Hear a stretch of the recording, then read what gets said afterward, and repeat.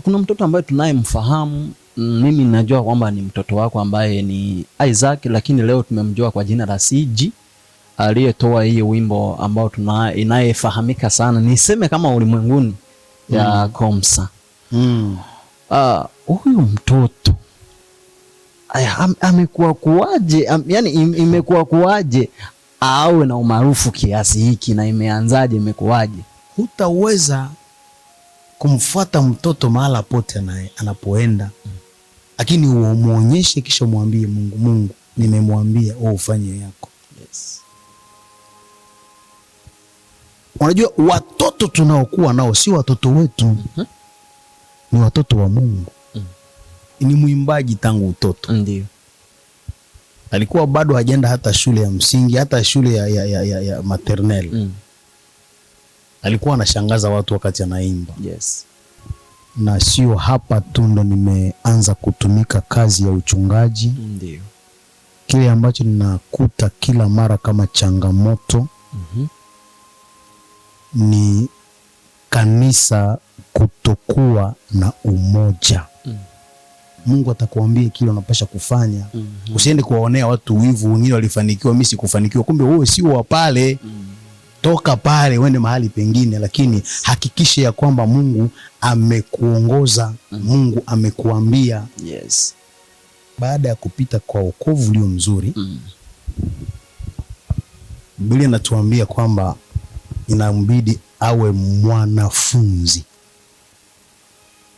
Ndani ya Mathayo 28 akasema, enendeni mkawafanye mataifa yote kuwa wanafunzi. Na mwalimu wetu ni Yesu Kristo Mnazareti, mwana wa Mungu aliye hai. Yes. Yani sote, kama ni mchungaji, kama sijui ana cheo gani, sote ni wanafunzi wa Yesu.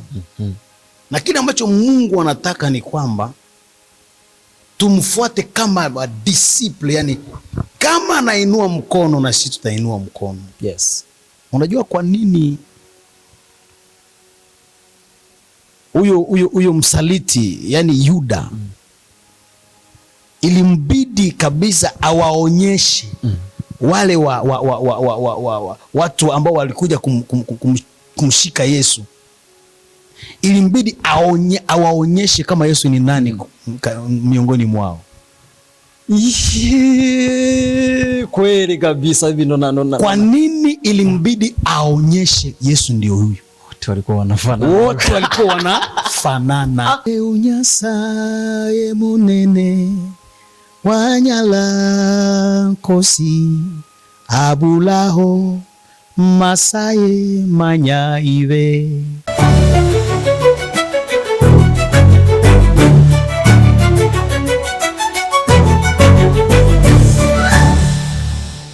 Yes, reka twongere tubaramutse abakunzi ba Step Media, muraho murameze neza, nanje ndameze neza cyane kabisa. Ni wa muhungu wanyu kabisa yamwa wakorera neza ibintu, ni Fabere Bundu cyanke umwite ikiranga kiromwe. Uno munsi urabona ko ari umunsi udasanzwe, ni umunsi kabisa aho muza kumva ibidasanzwe kuri uno munsi. So guys, mubana mugira subscribe, like, share and comment kugira ngo tubakorere maji kabisa. Uno munsi urabona ko turi mu kibanza kitamenyerewe. Na mpamvu nibyo tugira tuvuge ibintu bitamenyerewe kabisa. Turaza guhindura ururimi, ariko indimi zose ndazi ko muzumva ko mwebwe mwarize kameme na intellectuel, kandi tugira dukoresha ururimi abantu benshi bamwe bipfuza ko twokoresha, abantu benshi bamwe bipfuza yuko twoza turabashikiriza ikindi gitavuga ati kameme turabishoboye. Mwe n'umutama w'amateka abona neza yuko mukimubona mu gati uyu mutama ninde. Leka tumwakire mzee, tunako karibu. Asante. Nataka kujitambulisha kwa watu wanaotufuatilia kwenye Step Media. Okay. Yes. Ndio, mimi kwa majina naitwa Kizito Kiaviro Leon. Na mimi ni missionary katika kanisa la Philadelphia. Yes. Burundi, hapa katika parokia ya Bujumbura. Ndio. Okay. mmemsikia kabisa, ni kiongozi ambaye anayeliongoza kanisa la Mungu hapa Bujumbura. Na kwa hiyo ndugu zangu, mimi nimepanda milima na mabonde kumtafuta huyu mzee, maana nina habari zake kabisa kwamba ni mzee ambaye ukimsogelea kama na matatizo ya kiroho. Nikasema wacha na mimi nimlete hapa ili aweze kuwaambia mmoja ama mbili ili msikie ni nini ambacho kinachotoka kinywani mwake. Mzee, habari za siku? Lakini ni mzima, tuko wa salama, tunamshukuru Mungu. Yes. Tumeamka salama na mpaka sasa tuko salama. Ndio. Nafurahi mzee kwa kunipa muda wa kuongea na wewe. Asante. Maana siku ni nyingi sana. Asante sana. Yes. Ndio kabisa, siku ilikuwa ni nyingi sana, lakini nashukuru Mungu kwa kuwa leo tuko pamoja. Ndio, asante kabisa. Mzee, na katika ndoto ambazo nilikuwa nazo, nilikuwa na ndoto ya kukuhoji wewe. Kweli? Yes. Unihoji kweli? Yes, lakini leo Mungu amefanya yake. Basi nimefikia kipindi hicho. Ni wakati wake labda hivi. Yes kabisa.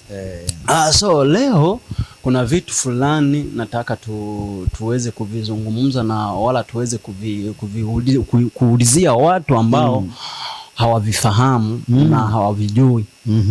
Najua nikisha kufikia wewe siwezi nikakosa majibu. Kweli, lakini siwezi kabisa.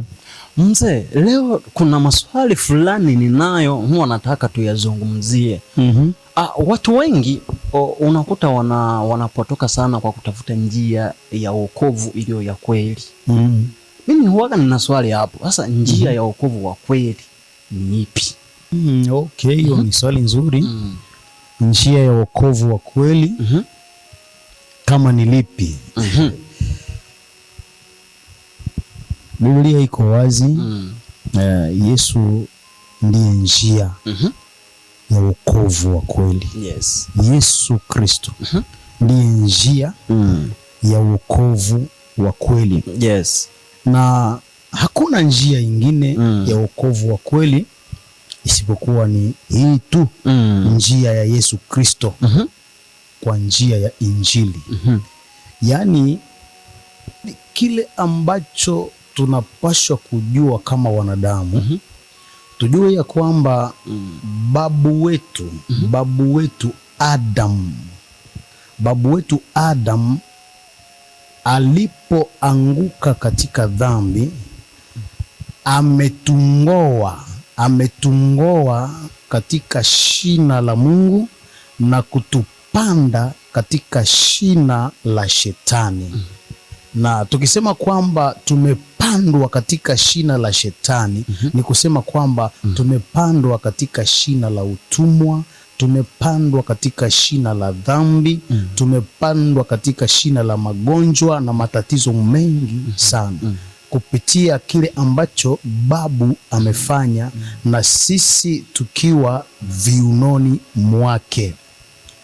Alafu alichokuja kufanya Yesu pale msalabani, alikuja hasa kutung'oa katika lile shina ambalo Adam wa kwanza alitupanda, alitung'oa pale, kisha akaja kuturudisha katika shina la asili yetu, yaani shina la Kristo, na tuseme shina la Mungu kwa uelewa wa haraka. Yes. Alafu baada ya kutupanda katika lile shina la Mungu, ndio akaanza sasa kututangazia ya kwamba nimefanya kitu kikubwa jamani. Tulikuwa tumeenda ovyo wanadamu, na alifanya hivyo akiwapitia wale mitume, wale watu ambao walikuwa wanamfuata, wale wafuasi wake. Ndio maana amesema mahali kwamba enendeni mkawapashe habari njema, yaani hiyo habari ya kung'olewa katika shina la Shetani na kupandwa katika asili yetu ya kwanza, tena bila ya sisi kujua. Yes. Sasa kile ambacho kinatujulisha ya kwamba tumetolewa katika shina lile la kwanza ni Injili.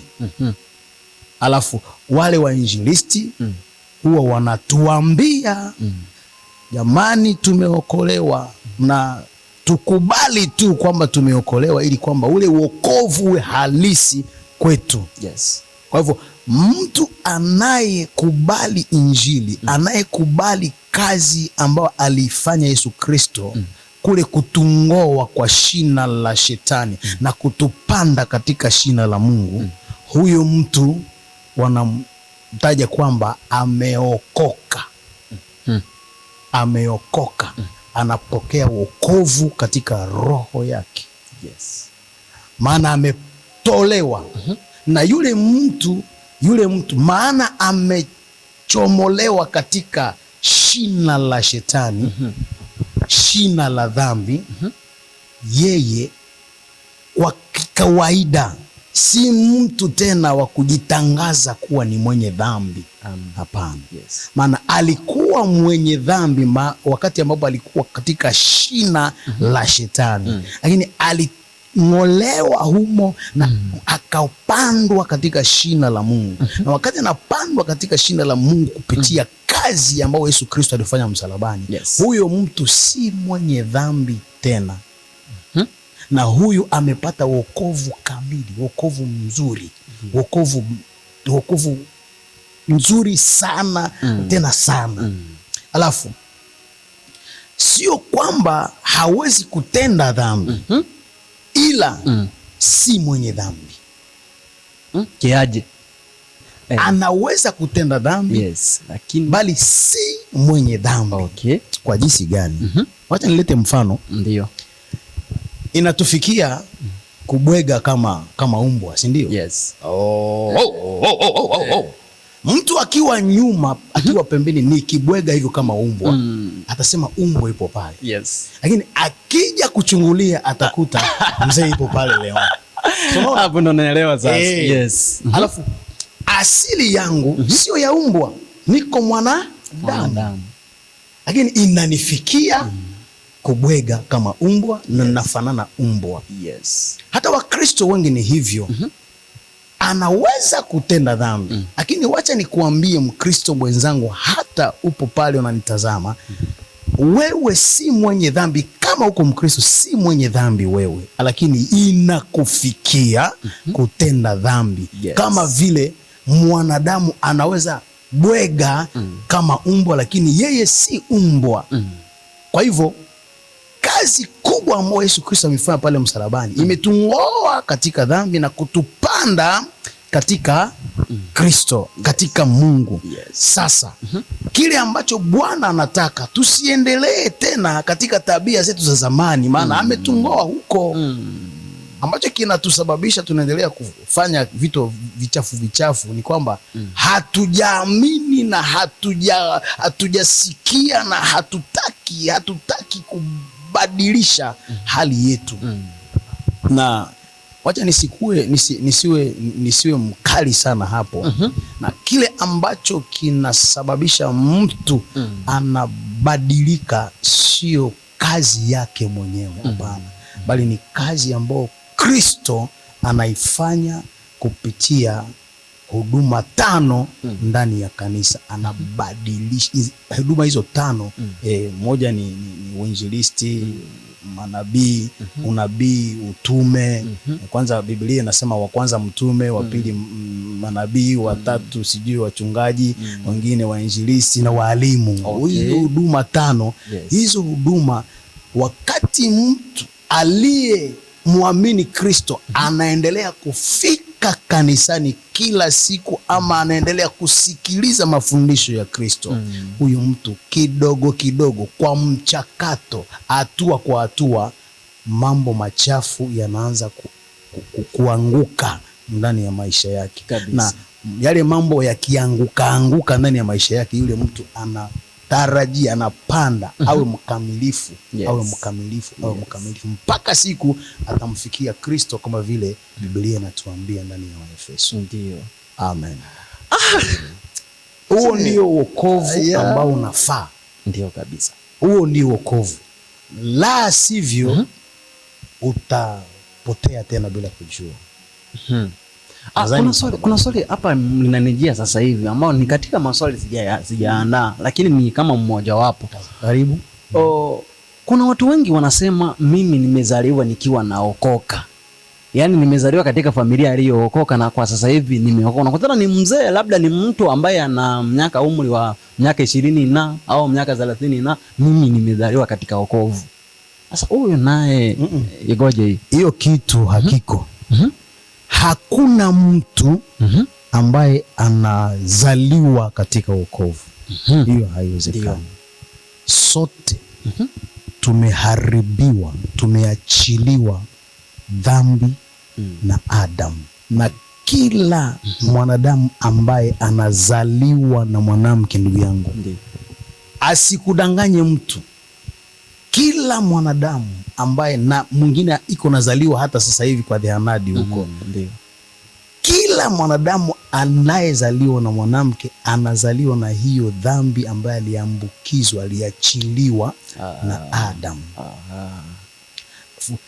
Kama atasikia injili siku moja na kuiamini na baadaye kubatizwa, huyo atapata wokovu. Hakuna kitu cha kuzaliwa ukiwa mwokovu, hapana. Hiyo haipo. Ila kile ambacho kipo, unaweza akazaliwa ndani ya familia ya watu ambao wanaokoka. Na maana wana hali zao za kusema, hali zao za kuchukulia mambo, hali zao za kuenenda. Unaweza kuenenda vivyo hivyo. Na hiyo ninafikia watoto wetu mara nyingi, sisi watoto wale watoto wa wachungaji. Mara nyingi anazaliwa ndani ya familia ambayo inamuita Mungu. Yeye unaona tu kila mara wako wanapiga magoti, naye anapiga magoti. Lakini hajui kama magoti inatoka wapi. Sasa inabidi kipekee anasikia na kuelewa injili na akaikubali ile injili. Huyo ataokoka kama alibatizwa pia. Ndio maana watu wengi huwa wanapuuza ubatizo. Lakini ubatizo ni kitu kikubwa sana katika wokovu. Hiyo nao ni somo lingine. Ndio, ubatizo ni kitu kikubwa sana katika wokovu. Watu wengi wanapuuza, hapana, mtu akiokoka tu anaamini Yesu na inatosha. Biblia inasema wazi ndani ya Marko, aaminie na kubatizwa ataokoka. Asiyeamini atahukumiwa. Aaminie na kubatizwa ataokoka. Asiamini atahukumiwa. Basi Mungu ameseti kila kitu vizuri kabisa. Ni hivyo. Hapo kabisa mimi napata mwanga, maana kuna watu wengi unakutana tukiwa nao huko wanasema mimi nimezaliwa nikiwa nimeokoka, sina shida. Hivyo mmesikia kwamba kama hujaamua wewe mwenyewe, ndugu yangu, hiyo iko ngumu kidogo. Hapa mzee, kuna swali lingine kidogo leo inabidi kabisa tuzungumze mawili matatu hivi. Mungu ameseti kanuni za watu kubarikiwa. Kwa ufupi, njia hizo ni zipi? Yaani njia ya kufanikiwa. Unajua, kuna kitu ambacho mara nyingi huwa tunasahau. Kama uliumbwa, na hata naweza kusema hata kabla hujaumbwa na Mungu, Mungu alifikiri kwanza utakachokifanya ukiwa hapa chini ya jua. Alianza kwanza kufikiri huyu mtu atafanya nini akiwa hapa chini ya jua. Ni kweli alikufikiri na wewe, lakini hakukufikiri kiolela. Alifikiri ni nini kwanza utafanya, na baadaye akakuumba ili ufanye kile ambacho alitaka ufanye. Hiyo ndio hatua kubwa ya kufanikiwa hapa chini ya jua. Unajua watu wengi wao wanafanya vile ambavyo Mungu hakuwatuma wafanye.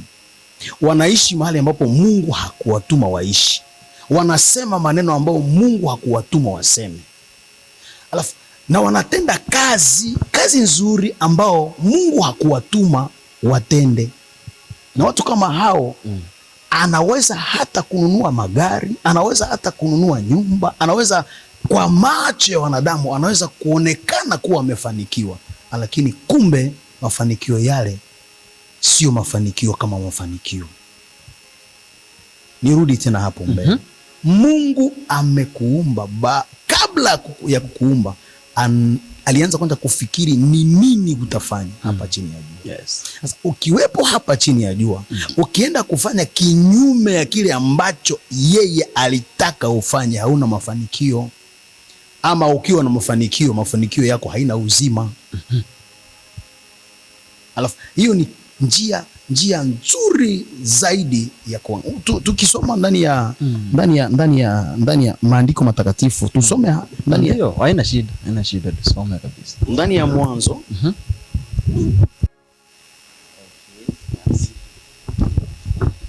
Ndio tukisoma ndani ya Mwanzo 1:26 tuone wazo la Mungu wakati alikuwa anasema kwa ajili ya kumuumba mwanadamu. Alisema hivi, Mungu akasema, na tumfanye mtu kwa mfano wetu, kwa sura yetu.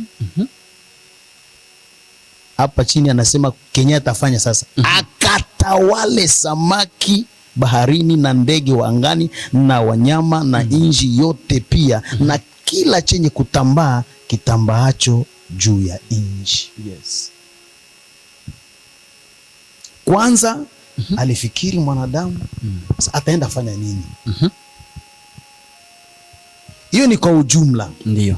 Lakini tukisoma ndani ya Yeremia, Yeremia 1, tukisoma pale shairi lake la 4 inasema, neno la Bwana lilinijia kusema, kabla sijakuumba katika tumbo nalikujua, na kabla hujatoka tumboni nalikutakasa, nimekuweka kuwa nabii wa mataifa. Yani kila mtu aliye hapa chini ya jua, si Yeremia mwenyewe, kila mtu aliye hapa chini ya jua ana kile ambacho Bwana amempangia afanye hapa chini ya jua. Yes. Kabla hujapata ni nini unaweza kufanya hapa chini ya jua, hujafanikiwa. Utajuaje sasa kama Mungu amekuwekea ili ufanye hiki na wala? Wacha nitajibu lile swali. Acha niendelee kidogo. Yes. Na kama hujajua ni nini ulikuja kufanya hapa chini ya jua, wewe huishi, bali unaishiishi. Yani Kifaransa wanasema kutatone. Unaishiishi. Wewe unaona mtu akifanya biashara unakimbia kubiashara. Unaona mtu yuko anafanya sport anafanikiwa, unakimbia kusport. Unaona mtu yuko naimba, unakimbia kuimbaji. Unaona mtu mwingine anafanya hivi anafanikiwa, na unakimbia kule. Sasa wewe uko wapi? Mungu alikuumba ili ufanye nini? Utakachokijua kile kitu ndio utafanikiwa. Hiyo ndio njia ya kufanikiwa baba. Na baada ya kujua kile kitu tusome sasa Yoshua 1:8 anasema ukishajua sasa ni nini unaweza kufanya. Ndio. Huyu Yoshua yeye ameambiwa na Bwana kwamba Bwana wewe sasa ndio utamkomboa nani? Musa. Amejua ni nini anaweza kufanya saa hizi. Ndio. Kwanza alikuwa karibu na Musa, alikuwa anajua ni nini anaweza kufanya wakati huo. Okay. Sasa tena akamwambia utakomboa, yani wewe utaingiza wana wa Israeli katika nchi ya ahadi. Kisha akamwambia neno moja hapa ambao nataka kusema kwa ajili ya kufanikiwa. Anasema hivi. Kitabu hiki cha Torati kisiondoke kinywani mwako. Baada ya kwanza kujua ni nini utafanya, uwe rafiki wa maandiko matakatifu. Okay. Hapo wanasema kinywani mwako. Kinywani sio kusema kwamba utakibandika kinywani, lakini utakiweka moyoni, na baada ya kukiweka moyoni kitatoka kinywani kila wakati. Yes. Anasema kisiondoke kinywani mwako, bali yatafakari maneno yake mchana na usiku, upate kuangalia kutenda sawa sawa na maneno yote yanayoandikwa humo. Maana ndipo utakapoifanikisha njia yako, kisha ndipo usitawi sana. Ndio. Maana unajua ni nini unafanya. Na wacha nikuambie kitu. Biblia inatuambia kwamba kila mmoja atauchukua ufurushi yake mwenyewe, si ndio? Ndio. Na katika ile furushi kuna furushi mbaya na furushi njema, si ndio? Kama kawaida. Sasa furushi njema wataichukua wale ambao walifanya vile ambavyo walitumwa wafanye hapa chini ya jua. Na furushi mbaya ni wale ambao watafanya kile ambacho wanaona tu, fulani anafanikiwa akipiga gita na mimi nitapiga gita, fulani anafanikiwa akipiga kinanda na mimi nitapiga kinanda, fulani anafanikiwa akifanya biashara na mimi nitafanya biashara, fulani anafanikiwa katika mlimo na mimi nitafanya ulimo. Wewe uko wapi? Sasa wale waku kamata huku na huku watakuwa na mzigo nao, watakuwa na furushi ambao haiko yao, na watakuwa na ripoti mbaya mbele za Bwana. Ndio. Kwa hivyo kufanikiwa, kitu cha kwanza, jua kwanza kama umeumbwa ufanye nini. Wakati ulipookoka, Mungu aliweka nini ndani mwako? Maana kuokoka ni kuumbwa tena. Ni kuumbwa tena. Sio kwamba ni kurekebisha kitu. Kuokoka si kurekebisha, ni kuumbwa tena. Alafu Mungu amekuumba hiyo wakati, kisha akasema ufanye nini. Ndio. Bwana atusaidie sana kwa hiyo kitu. Amen. Na kama tunaishiishi wengi katika chini ya jua, tunaishiishi ni kwa ajili ya kutokujua ni nini tunaweza kufanya. Yes. Sasa uliniuliza nijue namna gani? Yes. Hapo sasa. Hapo wengi ndio walikuwa wanafikiria hapa. Nijueje? Ili kwamba nijue nijue namna gani? Yes. Yes. Aliye na siri yako ni mmoja, ni Mungu tu. Hapo naamini. Yes. Aliye na siri zetu ni Mungu tu. Ambaye anataka kujua siri ya ni nini atafanya hapa chini ya jua. Kitu cha kwanza, uwe mtu wa kumkaribia Bwana. Yes. Uwe mtu, nilikuwa naongea na mtu mmoja hapa jana akaniambia Mungu ameniambia nifanye hiki na hiki siku ya leo. Na akaniambia kwamba Mungu alishaniambia kama niko hapa kwa kufanya nini. Yes. Mungu wetu anasema Mungu hanyamai. Na Mungu ni baba wa wote na anasema na wote. Kwa hivyo ukiwa mtu wa kumkaribia Bwana, hapana kutatone, hapana kuwazia. Karibia Bwana ukimaanisha kimakusudi. Umkaribie Bwana. Kidogo kidogo ataanza kukusogezea mahali pako. Atakuambia kupitia watu, atakuambia kupitia ndoto, atakuambia kupitia sauti ni nini inatakiwa ufanye. Yes. Atakuambia. Yes. Bwana aliambia Yeremia. Mbona alimwambia hata Isaya pia? Mbona sijui kina Yoshua aliwaambia. Na tunasema kwamba yeye ni yeye yule jana leo kesho na hata vile. Hajabadilika. Kabisa. Sasa kama hajabadilika, atasema. Yes. Kitu cha lazima sana, tuchukie kuishi na tutamani kuishi hapa chini ya jua. Yes. Tuchukie kuishi. Tutamani kuishi. Na unajua kama tuna mawivu katika vikundi, katika makanisa, katika makampuni, ni kwa ajili ya kutokujua wapi unaweza kuwa. Yes. Sasa unaanza kutamani vya wengine, sio vyako. Kuna nafasi yako mahali pako. Kwa hivyo hicho kitu ni kitu cha lazima sana. Tujue. Yes. Kila mmoja ajue mahali ambapo aliumbiwa awe. Mahali ambapo aliumbiwa awe. Yes. Biblia inasema mahali fulani ndani ya Matendo ya Mitume. Jaribu kusoma pale kidogo. Yes, karibu. Tulisema ni Matendo ya Mitume 17 na shairi lake litakuwa lile la 26. Anasema hivi Mungu. Naye alifanya kila taifa la wanadamu kutoka katika mmoja wakae juu ya uso wa nchi yote. Yes. Akiisha kuwawekea nyakati alizoziamuru tangu zamani, nyakati na mipaka ya makazi yao. Yaani kila mtu ana mahali ambapo anatakiwa aishi. Isitoshe, ana pia kile ambacho atafanya akiwepo pale. Ndio maana unasema mipaka ya makazi yao. Yaani mipaka ya makazi yangu sio yako wewe. Makazi ni mahali pa kukaa. Yes. Yaani mipaka ya makazi ya yule sio yako. Kila mtu ana mipaka yake.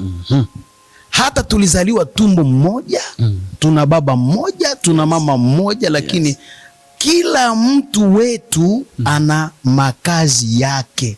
Wengine wako Bujumbura, hawatakiwa wawe Bujumbura. Wengine wanalilia kuenda Ulaya, lakini hawatakiwa waishi Ulaya. Wengine wanataka waishi Marekani, lakini hawatakiwa waishi Marekani na Mungu. Mungu anajua ni nani anaweza kuishi Marekani, ni nani anaweza kuishi Bujumbura, ni nani anaweza kuishi Kitega, nani anaweza kuishi Kongo, na Kongo nako ni pana, ni nani anaweza kuishi Lubutu, ni nani anaweza kuishi yaani kila mtu ana makazi yake. Yes. Amen. Amen. Nani alifanya hivyo? Ni Mungu. Yes. Lakini unasikia watu wanafanikiwa mahali fulani, unakimbia unaenda kule. Labda unaenda huko kwa ajili ya laana yako, tena sio baraka. Ndio. Usisikie watu wanafanikiwa mahali, na mimi naenda kule nifanikiwe. Kuna wakufanikiwa huko, na kuna wengine watapata mafanikio huko, lakini sio mafanikio ya amani. Naona. Yeah. Kuna wengine wapo hapa wanafanikiwa, lakini mafanikio yao si ya amani, mpaka waende Gitega ndio wafanikiwe vizuri. Yes. Lakini Mungu yeye anajua, yeye mwenyewe anajua. Lakini ukweli ni kwamba usiharakie kwenda mahali eti kwamba unaenda kule kufanikiwa, unaenda kule kufanya hiki, wenyewe wanafanya hiki, waliimba kule wanafanikiwa, wengine walifanya hiki kule wanafanikiwa, na wewe uende. Hapana. Jua kama ni Mungu ndiye amekupeleka huko. Yes. Usiendeende tu. Bwana tusaidie sana. Amina. Hiyo kitu ni cha lazima sana. Tungali nasoma. Ndio. Nasema kisha kuwawekea nyakati alizoziamuru tangu zamani. Anaweka nyakati alizoziamuru tangu zamani na mipaka ya makazi yao. 27 inasema ili wamtafute Mungu ingawa ni kwa kupapasa papasa, wakamuone ijapokuwa hawi mbali na kila mmoja wetu. Yes. Amen. Anafanya hivyo ili kwamba utaposikia kwamba kila mmoja ana makazi yake, umtafute Mungu akuambie makazi yako ni wapi. Yes. Kazi yako ni nini? Umtafute nani? Mungu, sio mimi. Mtafute Mungu. Mungu atakuambia makazi yako. Mungu atakuambia kile unapasha kufanya. Usiende kuwaonea watu wivu, wengine walifanikiwa, mimi sikufanikiwa. Kumbe wewe sio wa pale. Toka pale uende mahali pengine, lakini hakikisha ya kwamba Mungu amekuongoza, Mungu amekuambia. Yes. Hiyo ndiyo mafanikio ya kweli. Nimeelewa kabisa. Na natumai na wapenzi wasikilizaji na wapenzi watazamaji wameelewa kabisa na kutambua hii kitu. Alafu mimi kuna na swali lingine ambao huwa najiuliza. Watu wengi wanaenda kwa Mungu kutafuta vitu ambavyo huwaga vinatunza miili yao, miili yetu. Lakini badala ya kupata hela ama badala ya kufanikiwa, wengi wao huwaga wanamkimbia Mungu. Wanatoka mahali Mungu alipo. Hilo ni swali ambalo limejiingiza, ambalo sijaliweka kwenye maswali niliyoandaa. Hii nayo waga inatokana na nini? Mtu alienda kwa Mungu na hana kitu, atakapofanikiwa tu anaenda arudi tena kwa Mungu. Hii nayo imekaaje? Unajua, mtu akikuja kwa Mungu, cha kwanza inabidi apite kwanza kwa wokovu ulio mzuri. na baada ya kupita kwa wokovu ulio mzuri, Biblia inatuambia kwamba inambidi awe mwanafunzi. Ndani ya Mathayo 28 akasema, enendeni mkawafanye mataifa yote kuwa wanafunzi. Kukosa kuwa mwanafunzi ukiwa Mkristo mara nyingi huwa inakusababisha usijue ni nini unaweza kufanya kama Mkristo. Na hii mwanafunzi ambao wanasema hapa ndani ya Biblia kwamba tuwafanye kuwa wanafunzi, inabidi na mwanafunzi atakaye kuwa mwanafunzi naye inabidi akubali kuwa mwanafunzi, akubali kufunzwa. Yes. Kama hajafunzwa, mambo kama hayo tayari yanaweza kumpata. Na huu wanafunzi ni nini? Huu wanafunzi ambao wanaandika hapa ndani ya Biblia, ndani ya Mathayo 28. Soma shairi la 19 pale nadhani. Yes. Anasema tuwafanye mataifa kuwa wanafunzi, ni disciple. Hiyo wanafunzi sio kama wanafunzi wa shule ambao unaenda jioni unatoka tena unarudi nyumbani. Hii ni wanafunzi ambao yule ambaye anafunzwa Ndio anakaa katika nidhamu, discipline, akifunzwa maisha ya mwalimu. Wale wa zamani, wale walimu walikuwa wanaitwa rabi. Wale marabi watu walikuwa wanahamia kwao. Si lazima mwalimu aseme. Akisema sawa, lakini maisha ya mwalimu ndio wanakuwa wanaangalia, na wanatoka baada ya kuwa kama mwalimu. Yes. Kama mwalimu anachekaka namna gani, atacheka kama vile mwalimu anavyocheka. Kama tabasamu ya mwalimu anakuwa namna gani, atakuwa na tabasamu ya mwalimu. Yes.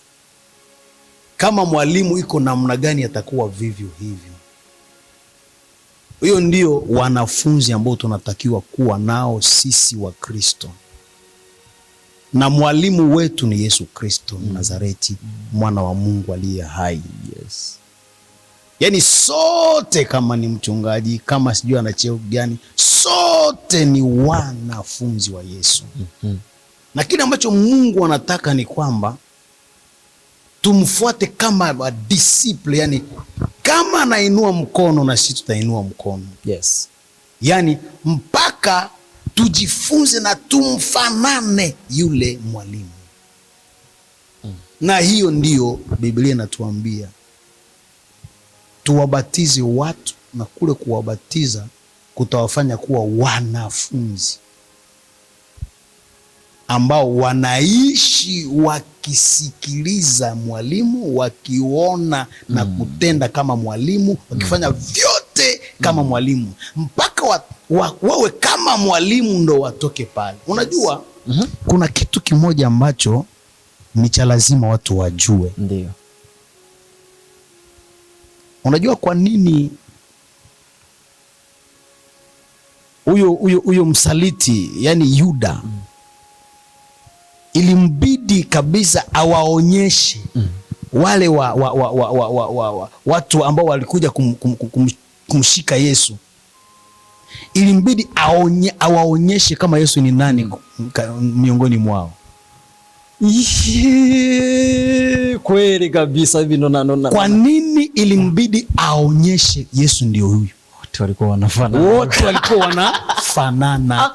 Mzee, najifunza. Yani wale mitume wote, kama Yesu alikuwa na kadevu kama kako kale, wote walikuwa nako.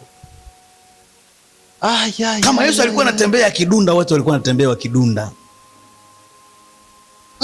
Kama Yesu alikuwa na sijigia sijui namna gani, wote walikuwa kama mwalimu wao. Na sasa ilibidi yule ambaye anamzoea, yule ambaye iko katika ndani, ndio ajue huyu ni huyu na huyu ni huyu. Sasa ndio maana Msifanye error. Mtaenda kushika mtu mwenye haiko. Wote wanafanana kweli. Alafu hicho kitu ndo kinasababisha vurugu kama hizo zinakuwa. Mtu anaingia ndani ya kanisa ili kwamba apate hela. Kanisa si mahali pa kupata hela. Okay. Kanisa ni mahali pa kuwa mwanafunzi wa Kristo. Mfanane Kristo.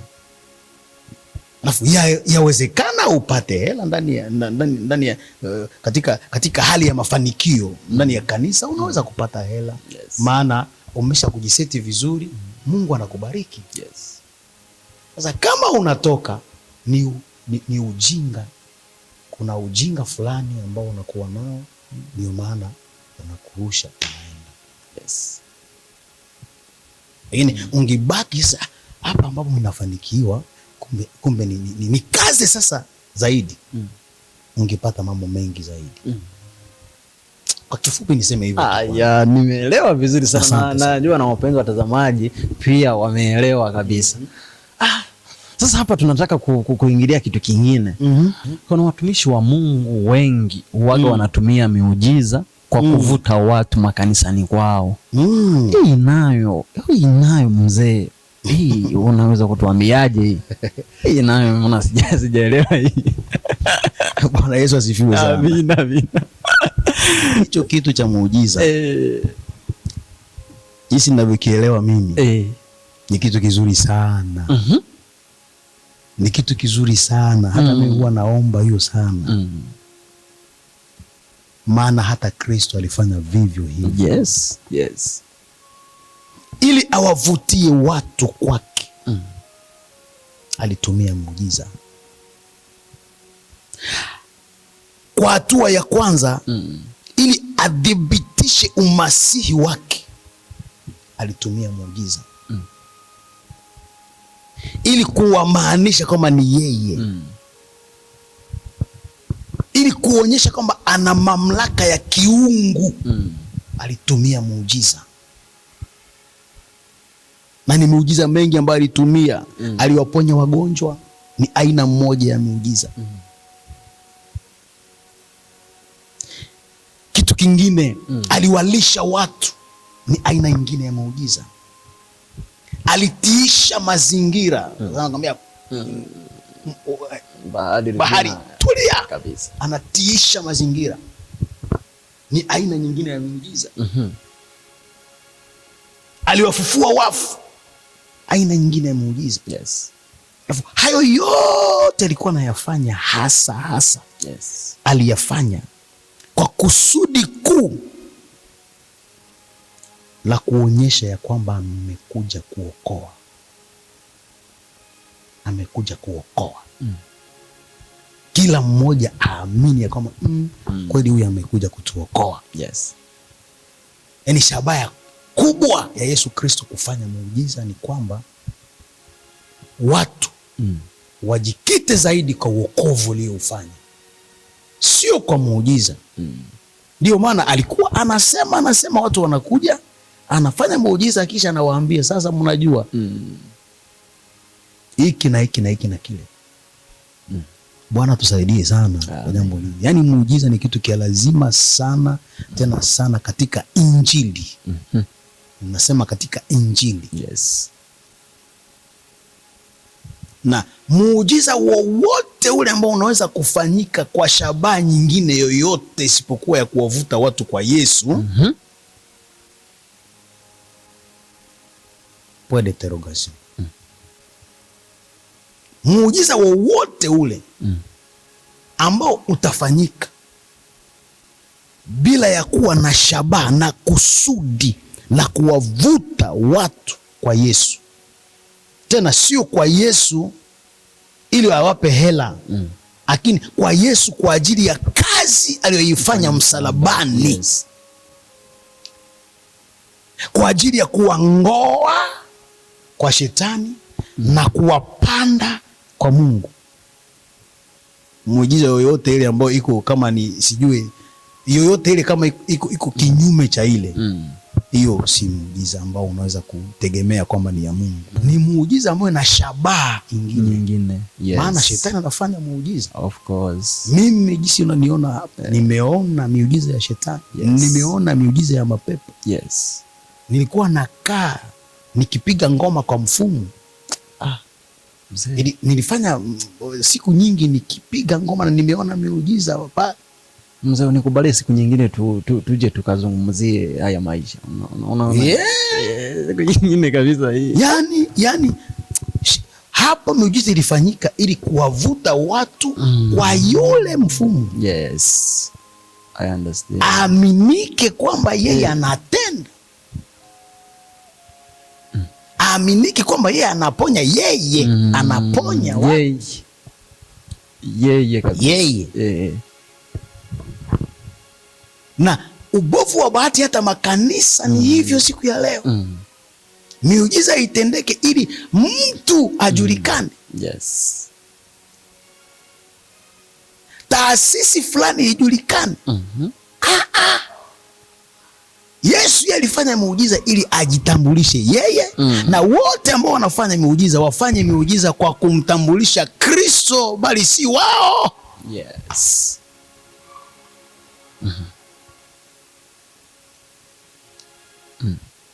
Lakini Mungu anatumia miujiza pia, na tangu zamani Mungu huwa anatumia muujiza ili awaaminishe watu, lakini miujiza haifanyike ili mwanadamu atambulike, lakini ili Yesu aliyemtumia yule mwanadamu ndiye atambulike. Yes. Na ndiyo maana watumishi wa Mungu wakati walipotaka kuabudiwa kwa ajili ya miujiza iliyotendeka kwa watu, wakakataa, wanasema hapana, sisi ni wanadamu kama na ninyi. Tukisoma katika Matendo ya Mitume tutaona shairi kama hizo. Yes. Ndio.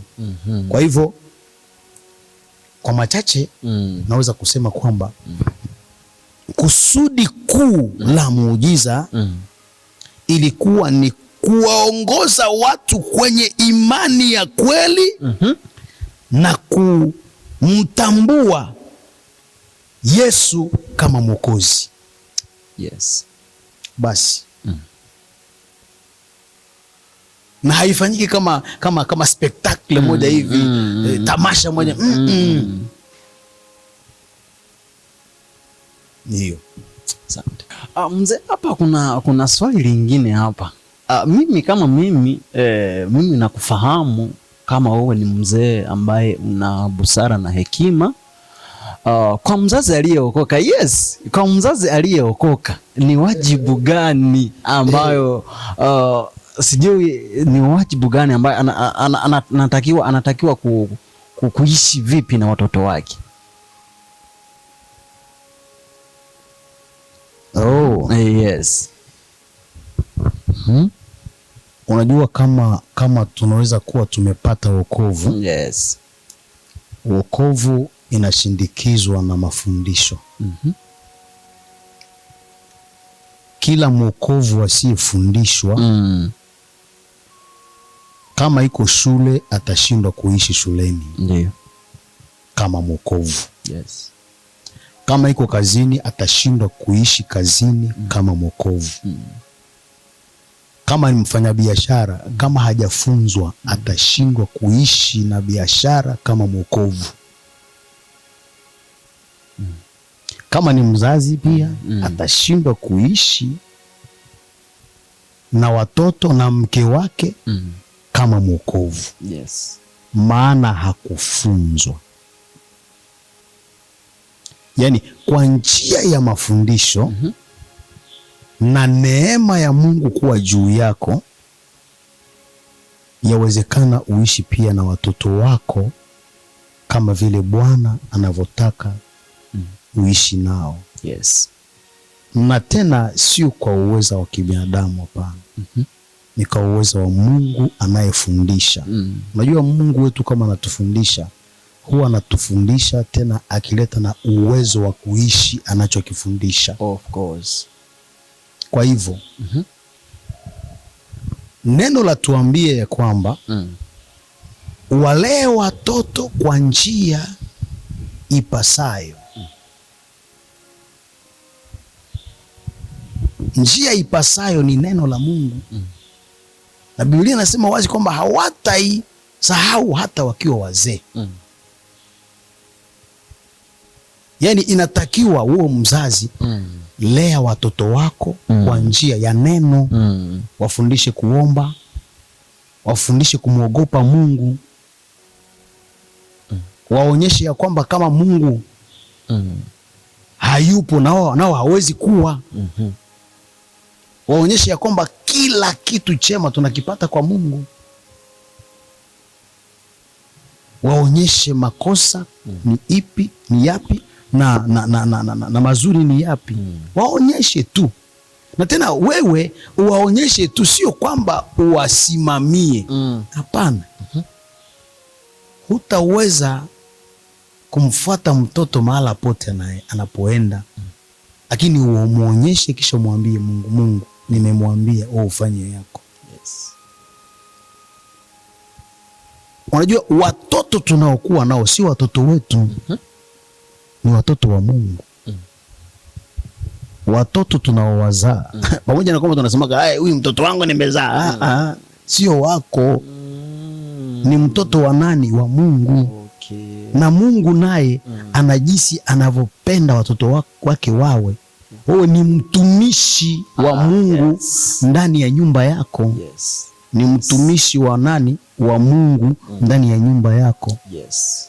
Walee watoto wake Mungu ndani ya nyumba yako.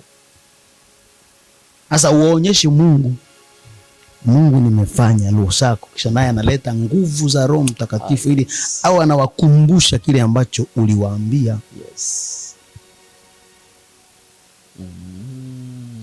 Usiende kushoto, Mungu apendake hivi, baba yako apendake hivi. Mwambie waziwazi kama wewe sio baba yake kama baba yake ni Mungu. Hapo ndo naelewa sasa. Baba yake ni Mungu, baba yako iko Mungu. Mimi nipo hapa kama mwakilishi wa Mungu tu, lakini baba yako iko na yeye hataki ufanye hivi, hataki ufanye hiki, anataka uwe hivi, anataka uwe hivi.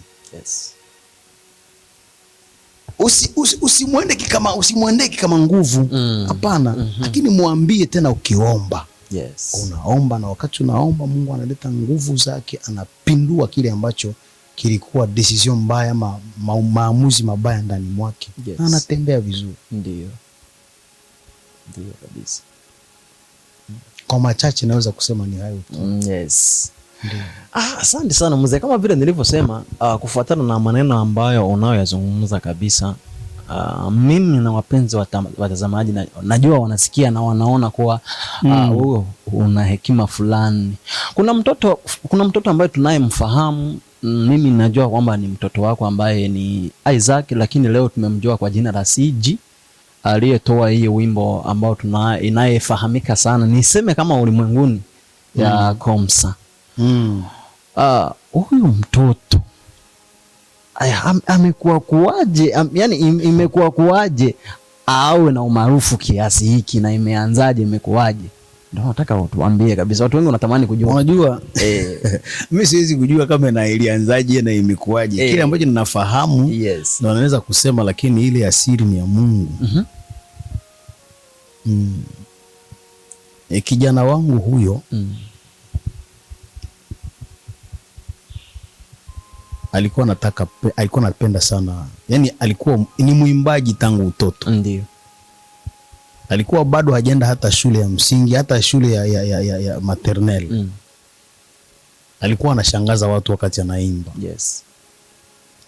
Tulipokuwa Nairobi, kulikuwa kanisa ambayo ilikuwa jirani yetu.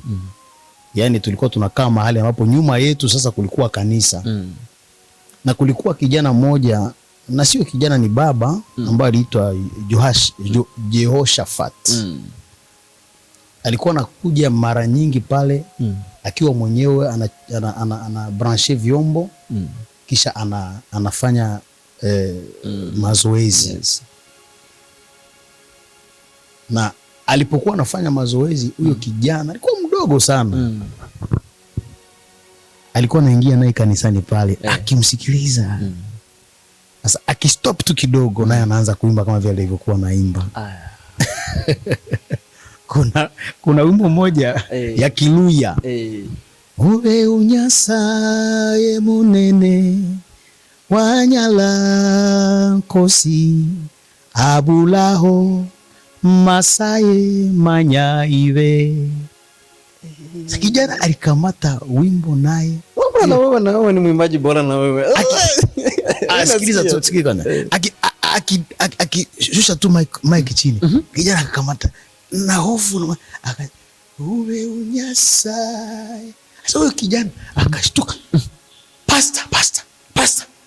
Huyo kijana wako anaimba hivi. Anaimba wimbo wangu.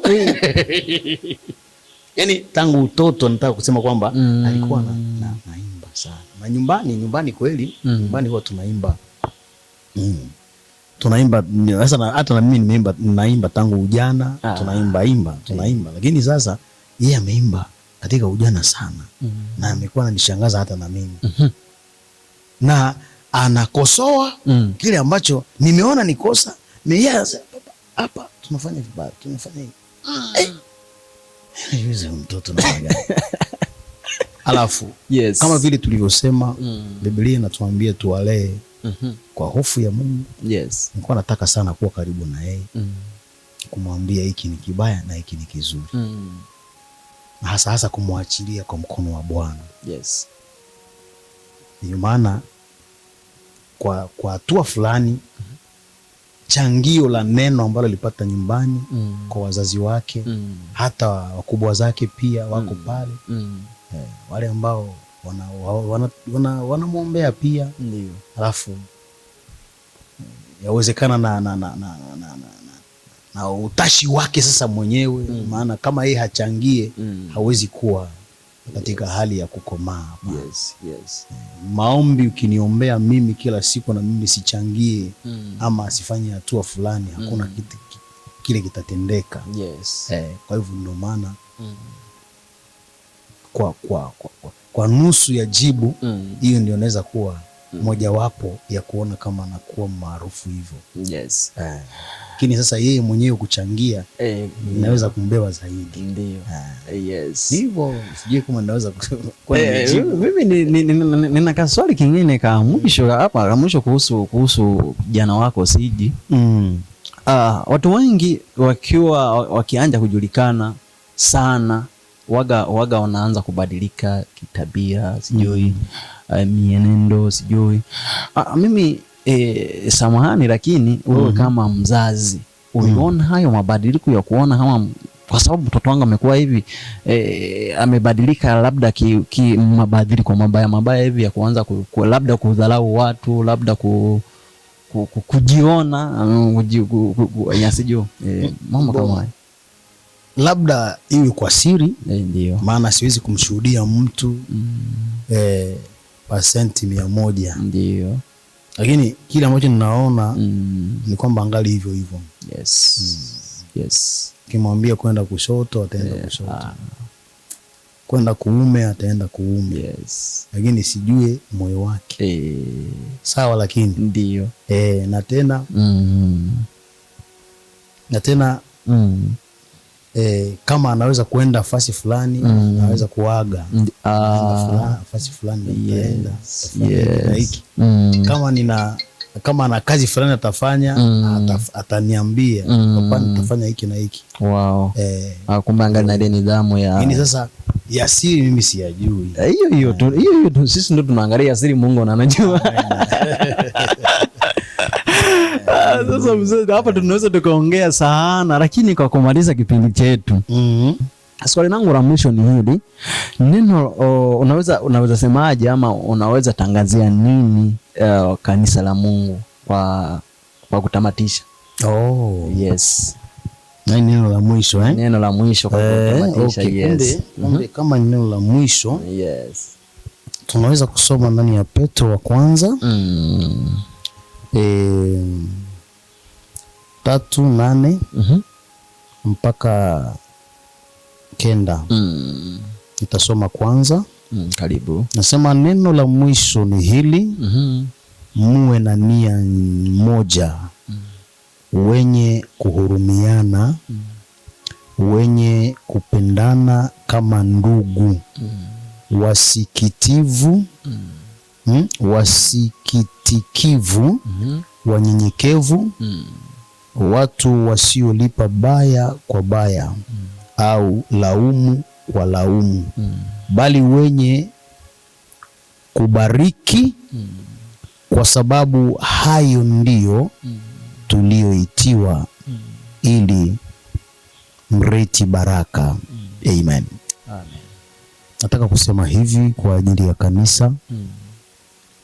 Mimi kama mchungaji ama mwakilishi, sijui kusema nafanya kazi kanisani, na sio hapa tu ndo nimeanza kutumika kazi ya uchungaji. Ndio. Kile ambacho ninakuta kila mara kama changamoto ni kanisa kutokuwa na umoja kati yao. Yes. Mara nyingi kanisa huwa linatuaibisha, na mimi ni kanisa na mimi ni mmoja wapo. Yes. Lakini kweli tunaaibika kwa ajili ya kanisa, maana wanakosa kuwa na umoja. Hawana neno la kuhurumiana. Ndani ya kanisa watu wanawekeana machuki. Utashindwa kujua kama ni watu ambao wanasikiliza neno au mimi sitakaki ule mama. Mimi Saula naimba sipendaki hata kusikia. Mimi, yani mambo hayo yanaharibu kanisa kabisa. Kila mtu ambaye anajua iko kanisani, iko mahali fulani katika kanisa, naomba anisikilize vizuri. Yes.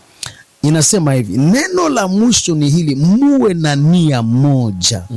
Tuwe na nia moja makanisani jamani. Kila mtu asiwe na nia yake. Tuwe na nia moja, nia ya kukomaa hadi tufike kwa kimo cha Kristo, maana Kristo anataka tumfanane yeye. Yes. Anasema hapa wenye kuhurumiana. Kuna wale ambao wamefanya miaka na miaka, wamekoseana, lakini hakuna kusameheana, hakuna kuhurumiana. Sasa na wanasema kwamba wanamfuata Kristo. Hiyo ni kitu kibaya kanisani. Yes. Tu watu wa kuhurumiana.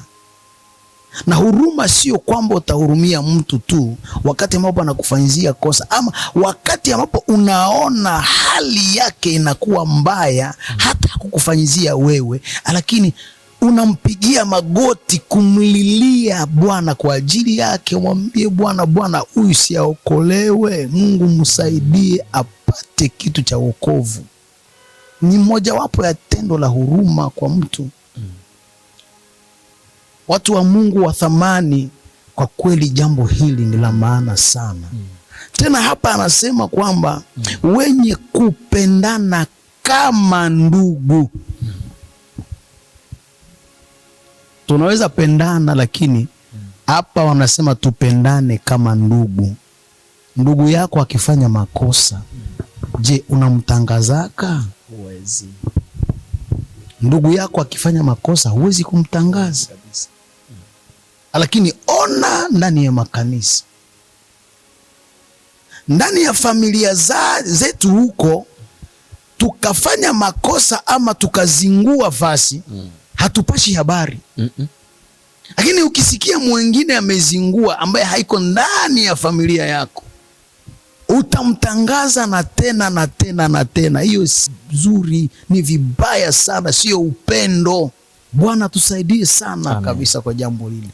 Wacha nilete mfano kwa ajili ya upendo. Ndani ya familia yangu ama familia yako, najua kukiwa mtu mmoja ambaye anaruka wazimu, tuseme anaruka wazimu maana amechanganikiwa tu, au labda mapepo. Yule mtu anasikitisha familia nzima. Yes. Kila mtu anasikitika kwa ajili yake, si ndio? Lakini Ni kweli mzee. na wakati ambapo kila mtu anasikitika kwa ajili yake, ukimwona mtoto ama hata mtu mkubwa akiogota mawe anamtupia, utakasirika. Ndio. Kwa nini unafanya hivyo? Maana unajua kwamba kama anakuwa na wazimu, sio kupenda kwake. Na kama ni mtoto wako ameruka wazimu, ukimletea chakula anakumwagia chakula, hautampiga, utasikitika, yo hakuli, atakufa huyu mtoto. Utafanya mbinu yote, utafute hata mtu mwingine ambaye anaweza kuwafikiana naye ili ampe vyakula. Hautasikitika maana amekuharibishia vyakula, lakini utasikitika maana atalala njala. Yes. Lakini sasa sisi wa Kristo jamani, tukimwona mtu, unajua mtu kama anafanya kosa fulani, sio yeye, ni shetani anamtawala ili kwamba amshikilie tu kwake. Yes. Sasa mtu akizingua, kuliko kusikitika kwa ajili ya kuzingua kwake kwamba shetani anamshika, lakini tunamtangaza, njoba revera, njoba reverante, njoba frere, wa Kristo wa siku za mwisho. Na ni Mkristo ambaye mnatumia naye meza ya Bwana. Yes. Jamani, upendo umepunguka ndani ya makanisa. Kile ambacho tunatakiwa kurekebisha ni pale kanisa tuwe na upendo. Yes. Tusio watu wa kurudishiana mabaya kwa mabaya. Mimi nikikutendea, kwa nini unaweza kunirudishia tu ubaya? Kwa nini huwezi kunirudishia mema mimi ambaye nilikurudishia ubaya? Nilikufanyia ubaya. Kwa nini? Sasa Kristo atakapokuja chama cha maandiko, atakutana kweli imani chini ya jua kweli? Watu wa Mungu wa thamani, nguvu za Mungu bado zipo. Yes. Nguvu za Mungu zinaweza kutubadilisha hata tunakuwa na upendo. Ule upendo, upendano wa ndugu.